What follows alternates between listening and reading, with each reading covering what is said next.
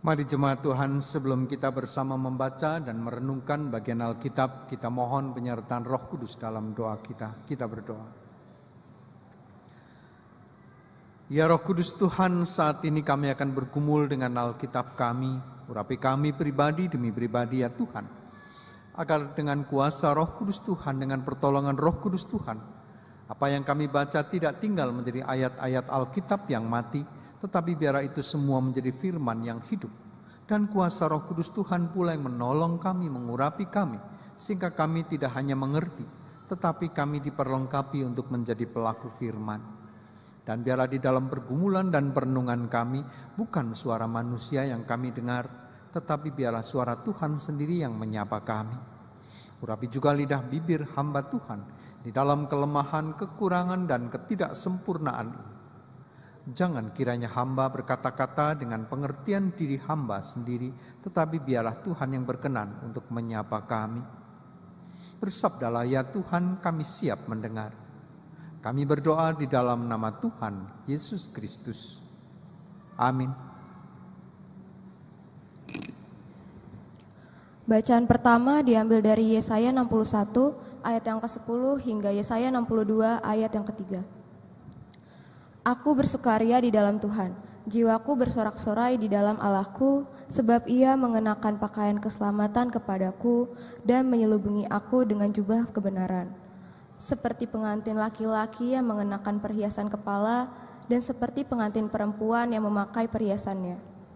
Sebab seperti bumi memancarkan tumbuh-tumbuhan dan seperti kebun menumbuhkan benih yang ditaburkan, demikianlah Tuhan Allah akan menumbuhkan kebenaran dan puji-pujian di depan semua bangsa-bangsa.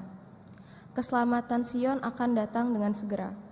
Oleh karena Sion, aku tidak dapat berdiam diri, dan oleh karena Yerusalem, aku tidak akan tinggal tenang, sampai kebenarannya bersinar seperti cahaya dan keselamatannya menyala seperti suluh. Maka bangsa-bangsa akan melihat kebenaran-Mu, dan semua raja akan melihat kemuliaan-Mu. Dan orang akan menyebut Engkau dengan nama baru yang akan ditentukan oleh Tuhan sendiri. Engkau akan menjadi mahkota keagungan di tangan Tuhan dan serban kerajaan di tangan Allah-Mu. Demikianlah firman Tuhan.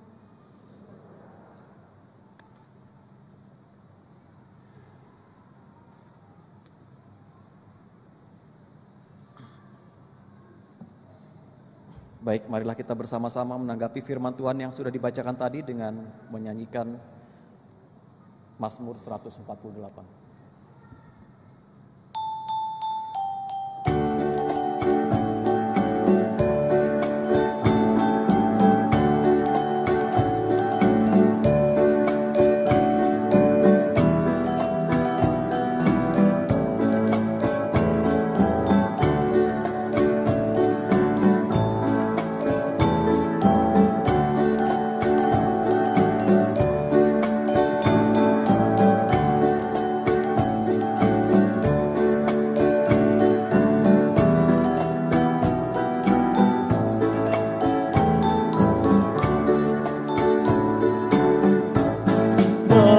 Semuanya memuji Tuhan, sebab Dia memberi perintah semua tercipta. Pujilah Tuhan untuk selamanya, semuanya ketetapannya pun kekal. Biarlah semuanya memuji Tuhan, sebab hanya namanya saja yang tinggi luhur. Pujilah Tuhan yang keagungannya mengatasi segenap alam semesta.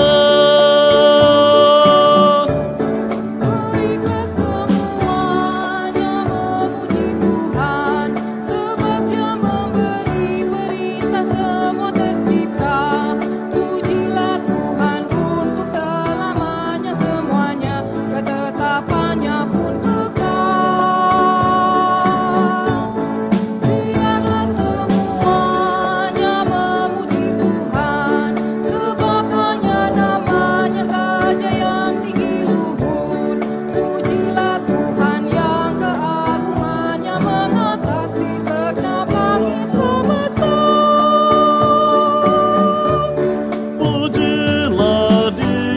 semua malaikatnya, pujilah Dia hai tentaranya. Pujilah Dia hai matahari dan bulan, pujilah Dia hai bintang-bintang. Pujilah Tuhan hai langit yang mengatasi langit di atas langit. Pujilah Dia hai air di atas langit, puji Tuhan di sorga.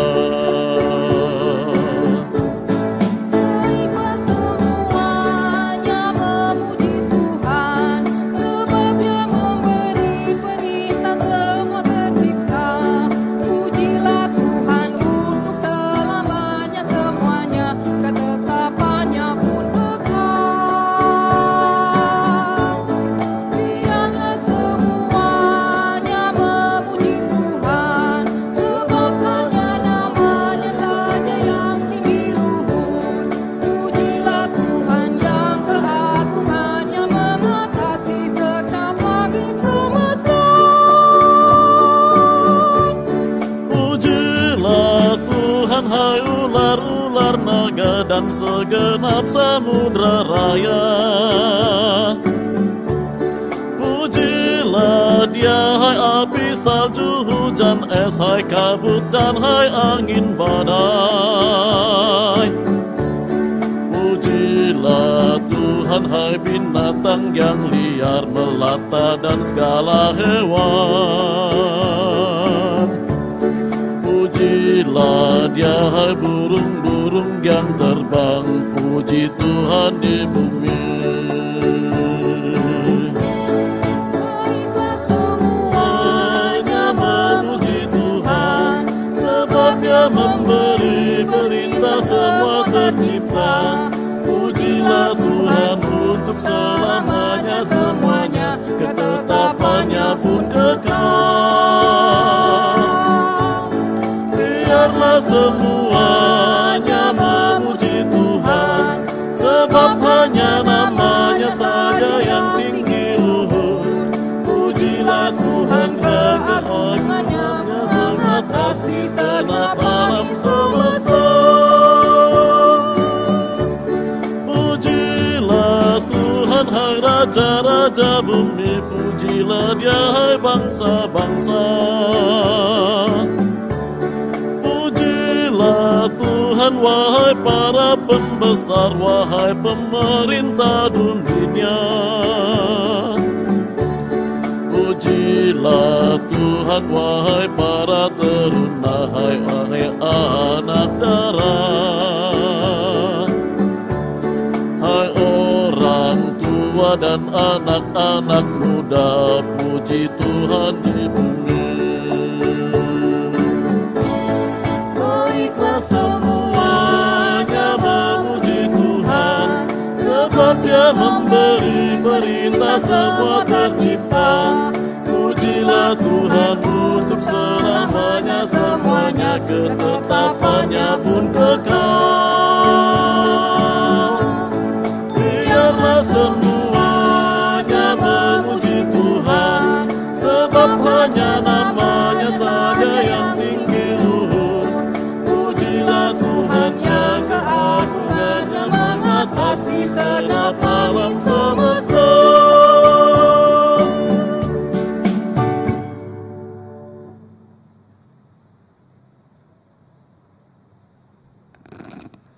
Bacaan kedua diambil dari Galatia 4 ayat 4 sampai 7. Tetapi setelah genap waktunya, maka Allah mengutus anaknya yang lahir dari seorang perempuan dan takluk kepada hukum Taurat. Ia diutus untuk menebus mereka yang takluk kepada hukum Taurat supaya kita diterima menjadi anak. Dan karena kamu adalah anak, maka Allah telah menyuruh roh anaknya ke dalam hati kita yang berseru, "Ya Aba, ya Bapa." Jadi kamu bukan lagi hamba, melainkan anak. Jikalau kamu anak, maka kamu juga adalah ahli-ahli waris oleh Allah. Demikianlah firman Tuhan.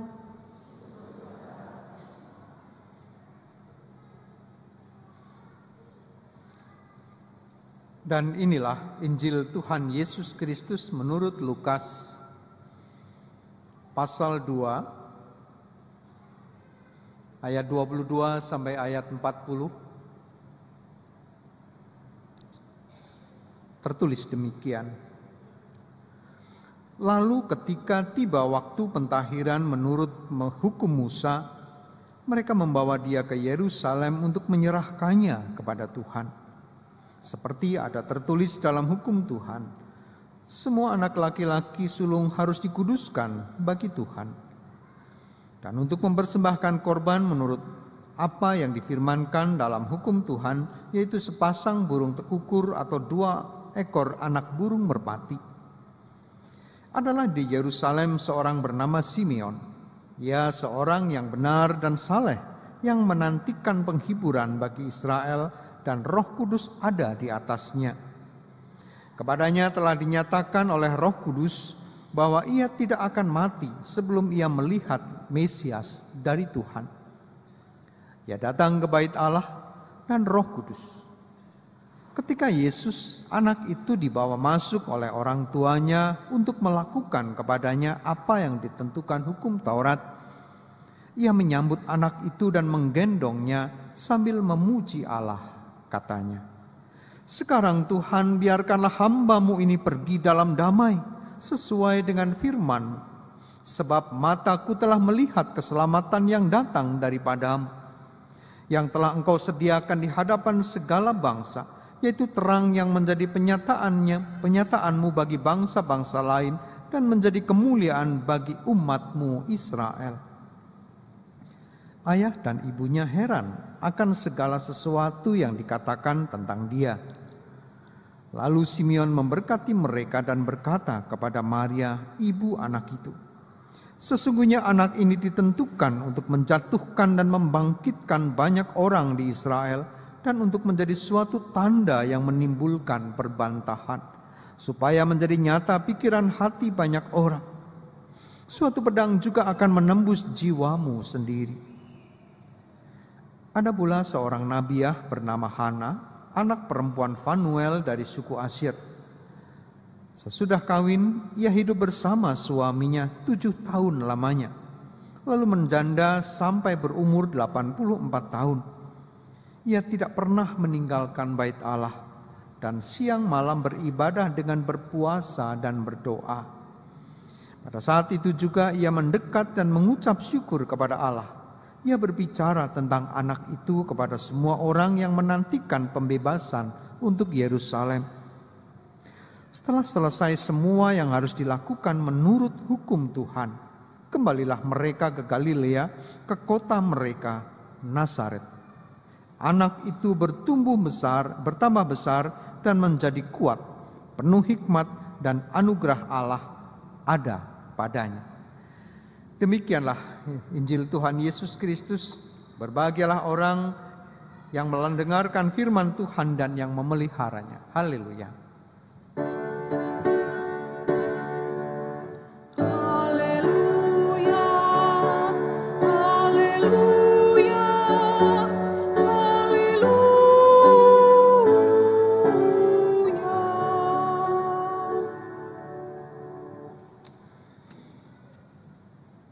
Ibu, Bapak, dan saudara yang terkasih, pada hari ini kita memasuki minggu pertama sesudah Natal.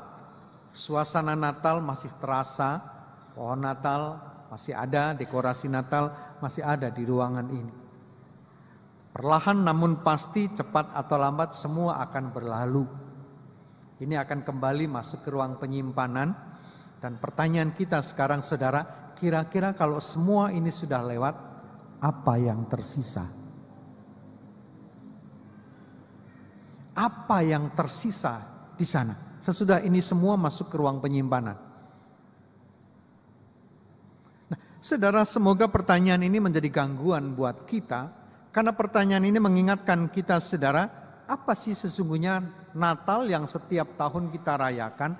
Apakah itu hanya sekedar siklus tahunan yang setiap tahun selalu muncul dan saudara dan saya nantikan serta rayakan? Atau haruskah ada yang tertinggal di sana? Para gembala harus kembali ke padang Efrata, kan begitu di Alkitab.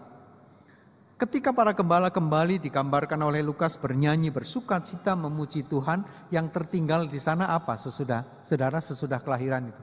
Yang tertinggal di sana, yang tersisa adalah bayi-bayi yang tidak berdosa dikejar-kejar sama Herodes, kan begitu?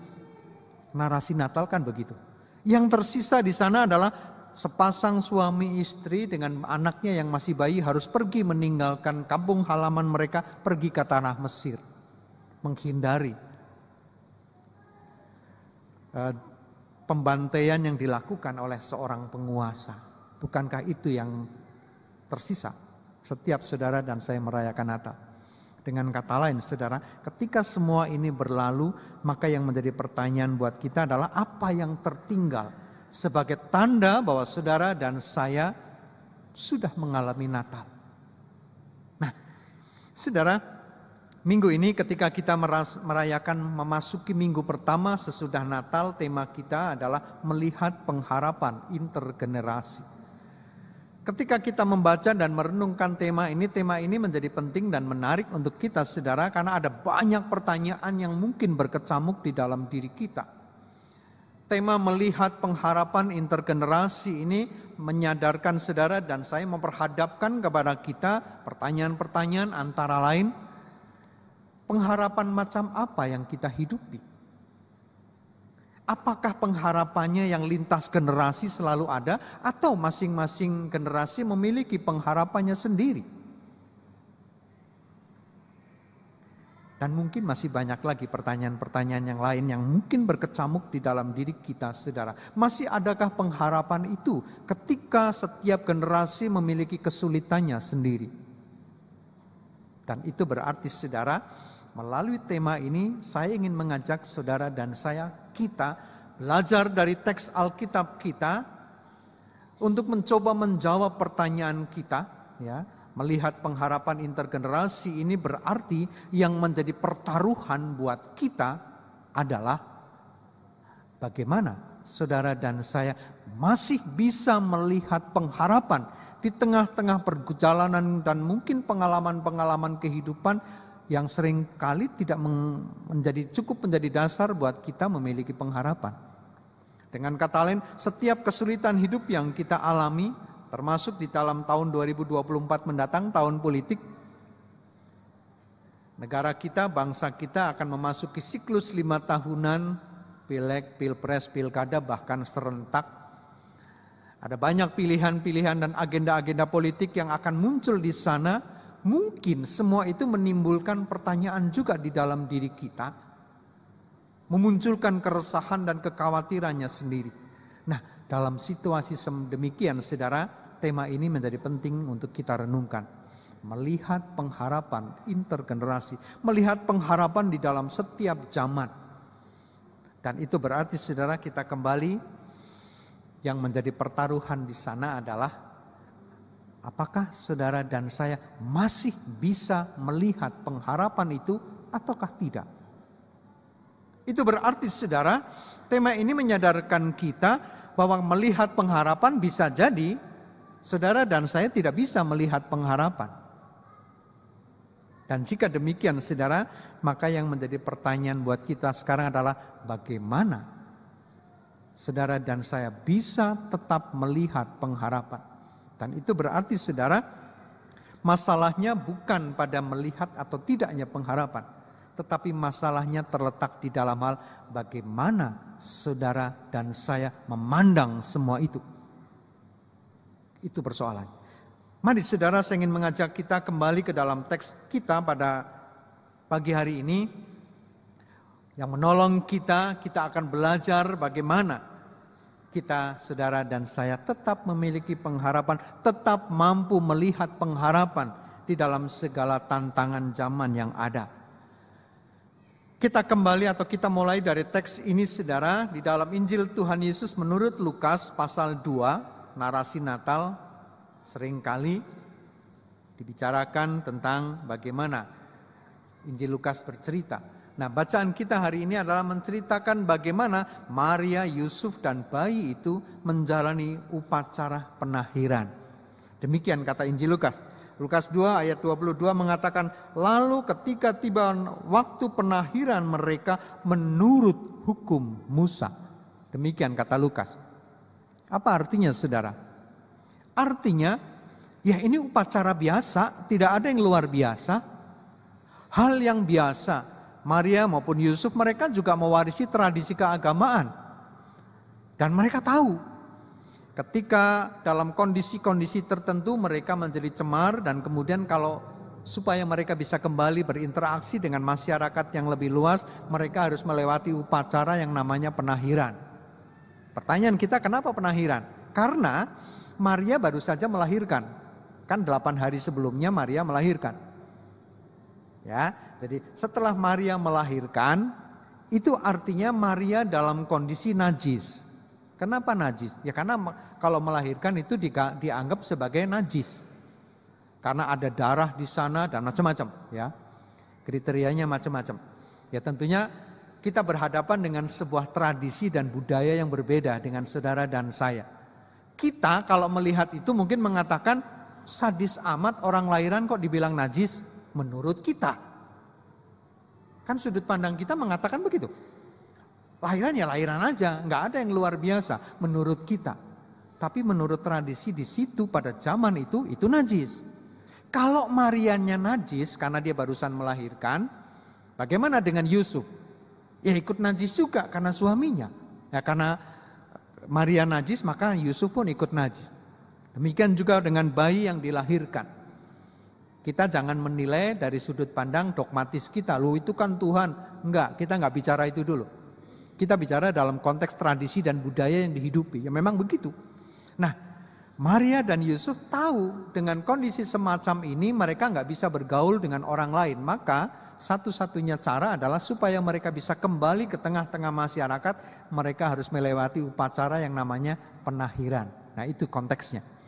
Jadi saudara, dapat kita katakan di sini proses upacara penahiran ini tidak ada yang luar biasa. Itu upacara biasa. Setiap orang juga mengalami hal yang sama. Maria dan Yusuf bukan satu-satunya orang yang melewati atau memasuki menjalani upacara penahiran itu, enggak. Semua orang yang melahirkan pasti mengalami proses itu. Dan bayi Yesus juga bukan satu-satunya bayi yang mengalami itu. Semua bayi begitu. Nah, tidak ada yang luar biasa, semuanya biasa saja. Kemudian saudara digambarkan di sana, Lukas mencatat bahwa ketika Maria dan Yusuf menjalani upacara penahiran itu, kemudian mereka berjumpa dengan seorang lansia yang bernama Simeon dan juga seorang nabiah. Nabiah itu artinya nabi perempuan, ya, yang bernama Hana. Apakah ini luar biasa? Enggak juga, biasa saja. Kenapa? Karena Lukas mencatat Hana di situ tinggal di bait Allah itu seumur hidupnya, artinya dia menikah 7 tahun kemudian dia menjanda dari umur 77 sampai 84. Ya, setelah dia menikah 7 tahun kemudian sampai umur 84 ketika bertemu dengan Maria dan Yusuf. Ya. Berarti sudah lama Hana ini menjanda dan tinggal di bait Allah. Lukas menggambarkan bahkan setiap hari dia ada di situ dan dia tidak pernah meninggalkan bait Allah, dia selalu beribadah. Beneran begitu? Makan minumnya gimana? Kan gitu. Ya rada lebay sedikit lah Lukas. Tetapi saudara, lebaynya Lukas ini dapat kita pahami dalam rangka Lukas ingin menjelaskan bagaimana Hana ini hidup. Betapa Hana itu sangat hormat dan takut akan Tuhan. Itulah cara Hana. Nah, jadi bisa kita kebayangkan saudara, Hana tinggal di situ, maka setiap orang yang akan melakukan upacara penahiran kira-kira ketemu Hana enggak? Ya ketemu. Enggak ada yang luar biasa. Semua suami istri yang melakukan upacara penahiran pasti ketemu Hana. Ketemu juga dengan Simeon. Jadi enggak ada yang luar biasa. Ya, jadi perjumpaan mereka dengan Simeon dan Hana itu hal yang biasa. Termasuk juga ketika Simeon menyanyi, demikian digambarkan ya. Simeon menyanyi, dan yang menarik saudara, nyanyian yang dikumandangkan, dilantunkan oleh Simeon adalah nyanyian pengharapan. Nyanyian hamba Tuhan yang dia kutip dari Yesaya 42 dan 49 ya. Nah, pertanyaan kita saudara, ketika Simeon mengumandangkan, mendendangkan nyanyian pengharapan itu, apakah itu juga luar biasa? Kita nggak tahu. Kita nggak tahu karena Lukas nggak mencatat. Tetapi kalau kita melihat pada bagaimana kemudian Simeon mengumandangkan, mendendangkan nyanyian seperti ini, pada dasarnya itu bukan hal yang luar biasa juga. Tidak tertutup kemungkinan juga Simeon menyanyikan nyanyian yang sama pada bayi-bayi yang lain yang dia jumpai.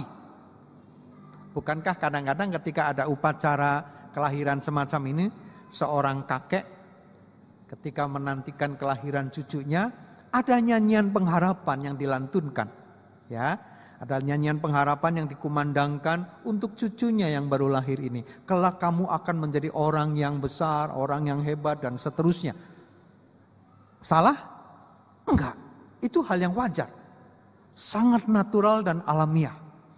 Jadi dengan kata lain saudara, nyanyian yang dikumandangkan oleh Simeon sebagai nyanyian pengharapan, itu juga hal yang lumrah, wajar dan manusiawi. Tidak ada yang luar biasa, semuanya biasa-biasa saja. Dan bahkan nyanyian Simeon ini juga merupakan nyanyian nubuatan dari Nabi Yesaya seperti yang menjadi bacaan kita. Jadi ada satu pengharapan yang namanya pengharapan mesianik yang dimiliki umat Tuhan sepanjang zaman. Ya, dari zaman Nabi Yesaya sampai ketika Maria dan Yusuf melahirkan bayi Yesus. Tidak ada yang luar biasa. Itu semua proses yang biasa saja. Lumrah. Tetapi saudara, sesuatu yang biasa ini menjadi luar biasa. Bukan pada peristiwanya. Sekali lagi saudara, sesuatu ini menjadi luar biasa ataukah tidak luar biasa, bukan pada peristiwanya. Sekali lagi peristiwanya bisa sama saja. Simeon dan Hana berjumpa dengan orang yang melakukan penahiran bukan sekali itu saja. Setiap kali ada upacara penahiran, Simeon dan Hana pasti ketemu dengan orang-orang itu. Dan tidak tertutup kemungkinan juga Simeon menyanyikan lagu yang sama, pengharapan yang sama. Apa bedanya? Nah, jadi saudara, masalahnya sekarang bukan pada peristiwanya. Peristiwanya tetap sama. Tetapi menjadi luar biasa ketika cara memandangnya, cara melihatnya. Itulah yang menentukan. Dan Lukas melihat dengan cara yang berbeda. Lukas melihat peristiwa itu, menarasikan peristiwa itu, mengajak para pembacanya melihat peristiwa Maria, Yusuf dan bayi Yesus berjumpa dengan Simeon dan Hana dengan cara yang berbeda. Itu yang menjadi persoalan. Ketika kita melihatnya dengan cara yang berbeda, maka itu menjadi luar biasa. Bukankah Natal juga sesuatu yang biasa-biasa saja? Para gembala di Padang Efrata menjaga kawanan ternak, apakah luar biasa? Biasa saja, gak ada yang luar biasa. Ya memang pekerjaannya gembala kan menggembalakan ternak di padang rumput. Wajar, gak ada yang luar biasa. Tetapi itu menjadi luar biasa saat para gembala sedang mengerjakan tugas mereka, malaikat Tuhan hadir. Apa yang mau dikatakan oleh Lukas melalui narasi ini? Yang ingin dikatakan adalah sesuatu yang biasa-biasa saja menjadi luar biasa bukan pada peristiwanya, tetapi ketika yang ilahi masuk, merembes masuk ke dalam yang biasa, barulah itu menjadi luar biasa. Sebagai gambaran, saudara, di tangan saya ada segelas air minum. Ya, saya belum haus, jadi saya nggak minum. Ya, nah, di tangan saya ada segelas air putih. Tangan ya di tangan saya yang satunya ini ada tisu. Tisu ini kering. Ini bukan sulap, bukan sihir, saudara. Ya, saudara percaya nggak? Saya bisa menjadikan tisu ini berbeda. Kalau saya cemplungin, apa yang terjadi, saudara? Tisu ini menjadi apa? Basah, pinter. Ya, ini proses ilmiah. Apa yang terjadi di sini, saudara? Yang terjadi adalah ketika tisu ini masuk ke dalam segelas air ini, maka air ini akan membasahi. Ini yang saya maksudkan dengan merembes. Merembes berarti apa saudara? Berarti mempengaruhi tisu ini. Menjadikan tisu yang biasa-biasa saja ini menjadi tisu yang berbeda dari biasanya. Kenapa? Ada sesuatu yang mempengaruhi dia, yang merembes. Demikian juga dengan Natal. Para gembala tetap para gembala. Mereka tidak pernah naik pangkat menjadi pemilik peternakan, tetap biasa. Tetapi itu menjadi luar biasa saudara saat yang ilahi masuk ke dalam kehidupan mereka seperti tisu masuk ke dalam air tadi dan merembes, mempengaruhi mereka menjadikan luar biasa. Di situ persoalannya. Jadi sekali lagi masalahnya bukan pada peristiwanya. Masalahnya adalah sejauh mana yang ilahi itu mempengaruhi. Nah, itu berarti saudara, dalam terang tema kita, mari kita membaca kembali narasi Maria, Yusuf dan bayi Yesus di Bait Allah saat mereka berjumpa dengan Simeon dan Hana. Kehadiran Maria dan Yusuf memenuhi upacara penakhiran di Bait Allah sehingga membuat mereka berjumpa dengan Simeon dan Hana itu hal yang biasa, upacara biasa, nggak ada yang luar biasa. Itulah wujud konkret dari iman dan ketaatan Maria dan Yusuf. Bahwa mereka adalah menjadi bagian dari sebuah upacara atau sebuah tradisi dan budaya yang mereka harus hidupi. Mereka menjalani itu. Itulah bentuk ketaatan mereka. Nah, bentuk ketaatan inilah yang kita baca. Saat berjumpa dengan Maria, dengan Simeon dan Hana, maka di sini kita melihat ketaatan Maria dan Yusuf ini harus kita pahami di dalam kerangka. Bagaimana pengharapan itu diletakkan di dalam diri mereka. Dan selanjutnya Lukas mencatat anak itu bertumbuh. Ya, dikatakan di dalam ayatnya yang ke-40, anak itu bertambah besar dan menjadi kuat, penuh hikmat dan anugerah Allah ada padanya. Catatan terakhir dari Lukas ini menjadi menarik untuk kita renungkan saudara. Di ayat ke-40 Lukas mengatakan anak itu bertambah besar. Apakah itu luar biasa? Ya enggak lah. Dikasih makan ya cepat gede. Wajar dong. Setiap orang yang hidup pasti akan mengalami pertumbuhan. Bertambah besar secara fisik enggak ada yang luar biasa. Sama ya, setiap orang, setiap bayi, enggak hanya bayi Yesus. Semua bayi juga mengalami hal yang sama. Bertambah besar secara fisik. Nah, yang menarik di sana adalah Lukas mencatat anak itu bukan hanya bertambah besar, tetapi apa? Penuh hikmat. Dan penuh hikmat itu berarti adalah ketika anugerah Allah ada padanya. Dan di situ menjadi luar biasa. Jadi dapat kita katakan saudara, pertumbuhan bukan ditentukan oleh fisiknya yang mengalami perkembangan. Bukan karena usianya yang menjadi semakin tua, bukan. Tetapi menjadi ditentukan oleh seberapa besar dan seberapa dewasanya tingkat keimanan atau spiritualitas kita. Itu yang membedakan. Ya, jadi bukan karena usianya, tetapi sejauh mana hikmat dan anugerah Allah ada padanya. Nah, dari sini kita bisa melihat saudara, narasi ini mengajak saudara dan saya untuk merenungkan dan menghayati kembali bagaimana Lukas mencatat, meletakkan pengharapan di dalam sosok Yesus ini yang kelak dia akan melakukan proses transformasi di dalam kehidupan umat Tuhan. Paulus menyebutnya di dalam Galatia 4 ayat 4 dan ayat yang ke-7 tadi, bagaimana ketaatan Maria dan Yusuf itulah menjadi iman yang dia sampaikan, dia teruskan dari generasi ke generasi, tak terkecuali dalam proses mendidik Yesus, bayi Yesus itu.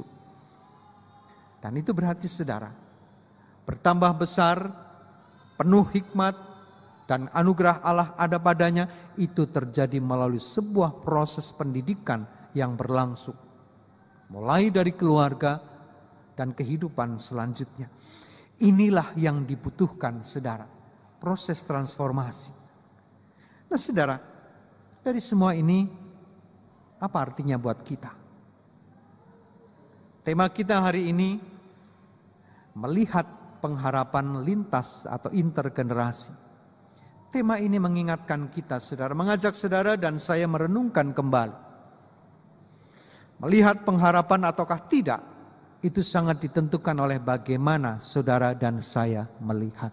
Sama seperti tadi, perjumpaan Maria dan Yusuf dengan Simeon dan Hana bukan sesuatu yang luar biasa.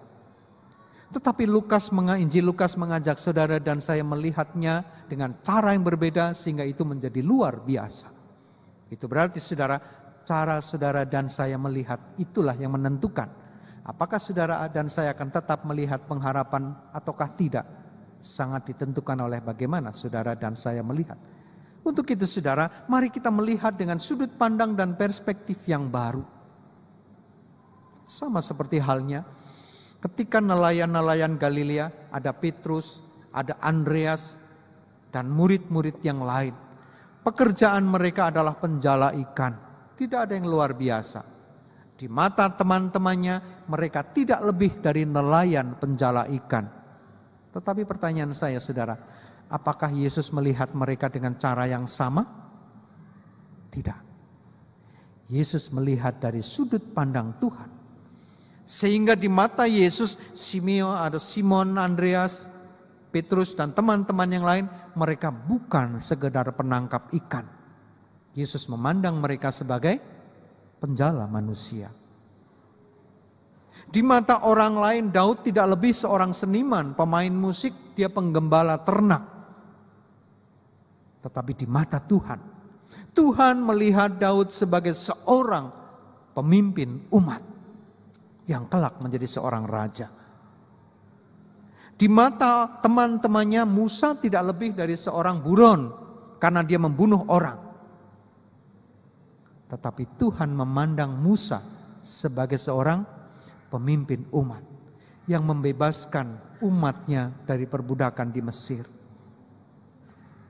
Di mata umat, di mata manusia, Paulus tidak lebih dari seorang penganiaya jemaat. Tetapi Tuhan melihat Paulus adalah seorang pelayan yang setia. Itu berarti saudara, bagaimana saudara dan saya melihat. Itulah yang sangat menentukan apakah di tahun mendatang saudara dan saya akan melihat pengharapan di sana ataukah tidak. Pengharapan bukan terletak pada peristiwanya, tetapi pada bagaimana saudara dan saya melihat. Setiap zaman, setiap periode memiliki kesulitannya sendiri. Kesulitan demi kesulitan akan terus terjadi. Maka yang dibutuhkan sekarang adalah supaya saudara dan saya tetap dapat melihat pengharapan. Ubahlah sudut pandang kita. Mari kita melihat dengan sudut pandang yang baru. Mari kita melihat segala sesuatu dari sudut pandang Tuhan. Agar saudara dan saya tetap dapat melihat pengharapan di dalam setiap kesulitan yang kita alami. Tuhan menolong kita. Amin.